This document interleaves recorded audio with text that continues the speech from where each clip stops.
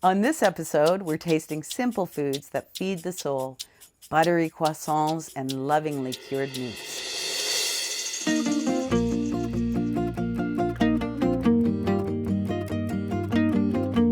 My name is Lynn Broughton. I take visitors from all over the world on culinary walking tours of Guelph.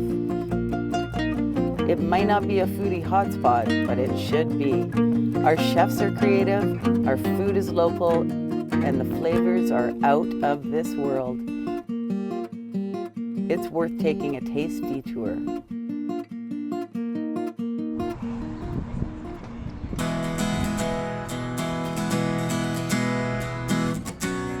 Meet Eric Chevalier, but don't call him that. He's Eric the Baker to his loyal customers. He opened his tiny French bakery on Christmas Eve in 2013, and I still get excited like a kid on Christmas morning every time I walk in. Like Santa Claus, he starts work when we're all fast asleep, making pastries the way his family has for generations. And like Santa Claus, he'll bring a smile to your face.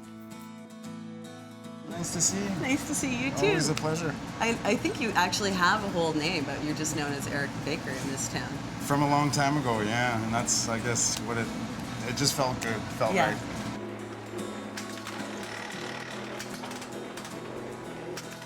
And you tell me a little bit about the beginnings of your baking history, your story. Well, I guess I started with my grandmother and both my uncles as well, but mainly with my grandmother, about 6 years old. I'd be a rust grab running around the patios all over the place, bothering people. And this was in Toronto? Toronto. Yeah. Yeah, this was the 70s. In the 70s. 72 she opened. And then she got me to make like little mice out of croissants. Oh, with little to green practice. eyes and red eyes and Oh, stuff so like that. fun. So, yeah. Oh, you trickster, you. Look at that. She had one of the first bakeries or first French I'd say bakeries? one of the first French bakeries. Yeah, the Petit Gourmet was on Yonge and Rosedale. And so it's what you cut your teeth on. It's what baking. I've done, yeah. Baking, cooking, everything. Yeah. Pastries, I wanted to become a pastry chef. Right, well, aren't you? I don't like to call myself chef because then it is Right. the assumption you know everything, and Right. you never really do, right? That's why I'm a baker. And with the leftover dough, do you just roll that out again for the next batch? No, I keep the dough. Yeah. Because you always put a certain percentage, I guess, of the dough Right. back into the fresh dough. That way it's the Oh. fermentation. That's Right. where the flavor sort of comes out. So you've been baking a long time. When you were a young guy, say in your 20s or something, was it hard to get up at 1:30 in the morning and come and open a shop? I don't think it was. I think we're all lunatics in the kitchen anyway. Right. But in my 20s, we'd work like maniacs. We'd be 18-hour days working, 6 days a week. It didn't matter, 7 days a week. Yeah. We were go, go, go. It smells incredible in here. Everything from the beautiful passion fruit tarts to the sausage rolls might be the best flavors you've ever had. But his bread and butter, if you can pardon the pun, are his flaky, buttery, and simply heavenly croissants. Oh, the chocolate! Okay, I'm gonna stand near those ones. What kind of chocolate do you use? I use cocoa berry, dark char. It's Beautiful actually flavor. no really sugar added or required. I guess people do a sort of a milk chocolate. You can do a white chocolate. Right. I love that I am seeing these things from the beginning, these many things that I enjoy. Well, I saw something that was kind of missing. It was the traditional French sort of croissant. Right. The pastry chef croissant, the flaky one that you The bite buttery into that one. just explodes, Yeah. My grandma used to do it at home. Did she? Yeah, she used to do her own doughs and roll them out, the butter. Here, you want to try? Roll a Yes. croissant. And so it's double. Because you fold it over, you double it up. But you don't roll it double. Oh, no. You Okay. can roll it on top, So right? I'm But it just does doing stick. this. Yeah. That first little roll is the most important. Right. I think, I'm a professional. We kind of play on what we want to eat that day, right? Or we have a craving for something. Okay, let's make it. Yes, right. Oh, yeah, so it's all up If to I you. want it, I'm sure everybody else That's does. fantastic. So we've done half a tray there. If you want to Okay. put that tray in the middle rack over there. I'm going to put this tray in the middle rack right here. because I'm a baker now. Right in there. So is that warmth? You've got hot water? It's steam, yeah. Space. Yeah, cool. It's steam. Oh, so It can't be too hot. Steam. Yeah, it can't be too hot, but I sort of do it sort of the humidity. traditional way with the boiling pots of water. Right. They do have technology now with a setting. Right, right. But I still do it old school. I don't know why. Well, because Works it's good. what you know, and it works It too. works. It works. What's going on in here? What's happening in there? Well, the raisin buns Breakfast. are almost ready. Well, This is where the payoff is when you see things get pulled out of the oven. Do you have a hot side of your oven?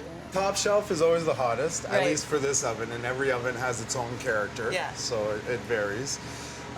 Top shelf hottest, bottom shelf second hottest, then the second shelf is the third hottest, fourth hottest, and sort of Yeah. second from the bottom is the coldest shelf. Right, right. That's where you put stuff where it can take its time, Yes, you know? Whereas the Of course. croissants, they always start on the top. of course. And then as you bake them, then they start coming down.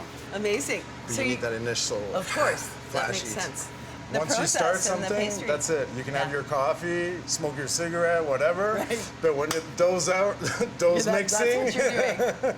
Wow. you've started a 4-hour shift that you can't stop, right? You Yeah. gotta keep going.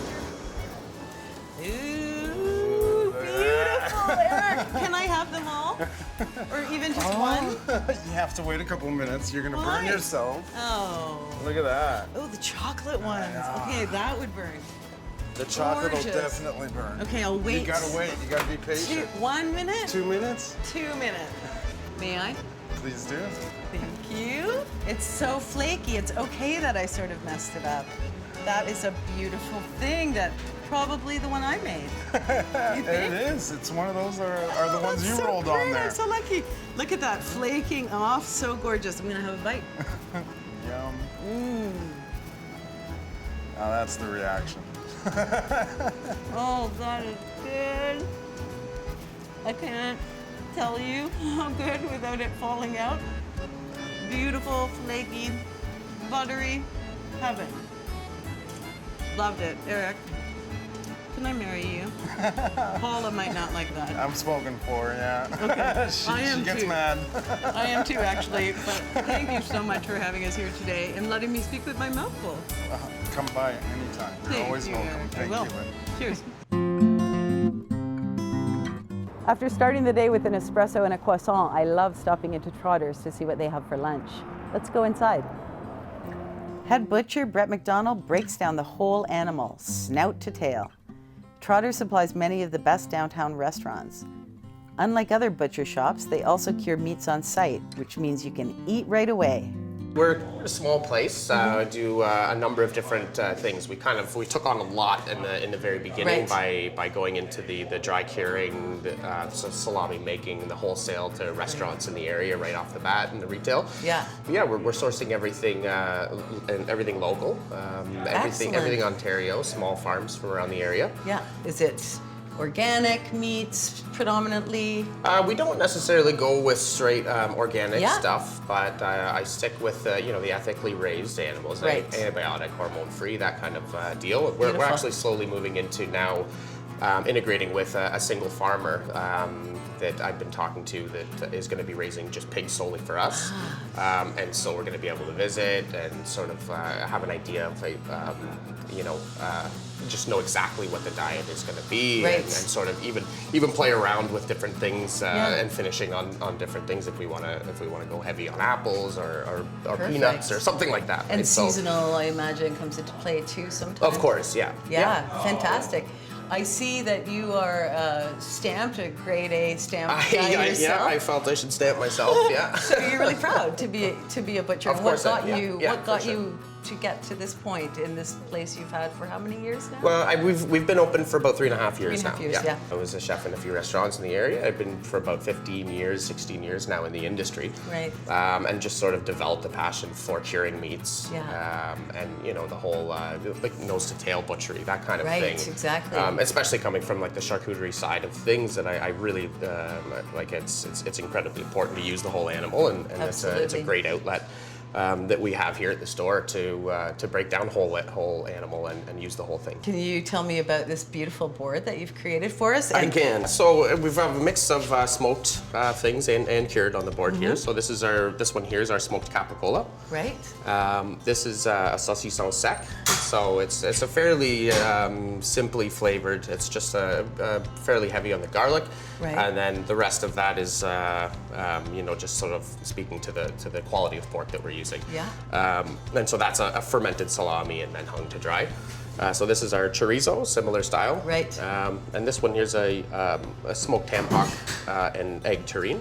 And then we have our smoked duck breast that we do as well. Oh, nice. And a Kato salami here. So that one is a smoked beef salami. Right. And so, different aging for each of these things? It is. The larger diameter stuff always takes quite a bit longer. Of course, that makes sense. But that's I like these little ones too because they take to it really quickly and they're in and out a little bit faster. When you say take to it, what do you mean? Just the drying and the proper consistency inside. Right, they take fast. It's a faster cure. Can I? Of course, yeah. Can I have a piece of? Look how I'm going straight for the chorizo because that's a familiar one to me, and then I'd like to try them all, really, but. Oh, that's fantastic. Yeah, there's like a beautiful, like very gentle heat to it. Gorgeous flavor. And you'll find a little bit tanginess from the red wine, and then the actual fermenting itself, like from it.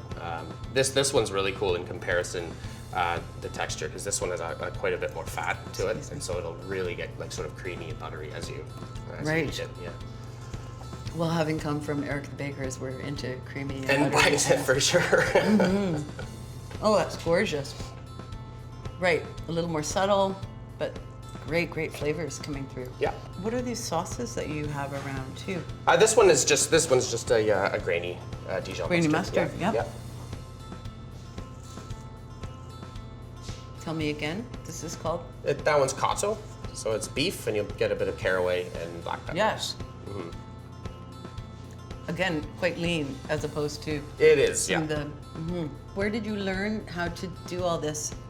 So this one here, the smoked capicola, is the base behind that one is the brine that you're using. So you'll inject it with the brine and then let it sit covered for 5 days.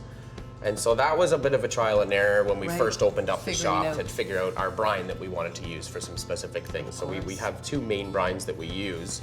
One's for the smoked capicola and then one's for a pastrami. And so it's a mixture of reading books and all of that, and then trial and error and picking different parts that you like out of certain recipes, and just and then just sort of the background knowledge that I have myself with, from the kitchens, spices and mixing things together. Yeah, fantastic. That was beautiful. I don't know if it's because I've had bites of so many today, but there's some. I think the brining really comes out. Yeah, we use there's like the fennel is one of the bigger ones that kind of come through, and anise in the brine. Yeah, and so that one is it complements a lot of the pork that we do. Yeah, it's so soft and tender. It's amazing. Thank you so much. Thank you. Can I now walk out the door? Yeah. With this whole tray, do you think anyone will notice walking down the street? I may be chased by people. Thank you so much for having us here. Thank you very much. Loved it. I hope you enjoyed this delicious exploration of some of the best taste that Guelph has to offer, and you'll make it a stop on your next taste detour.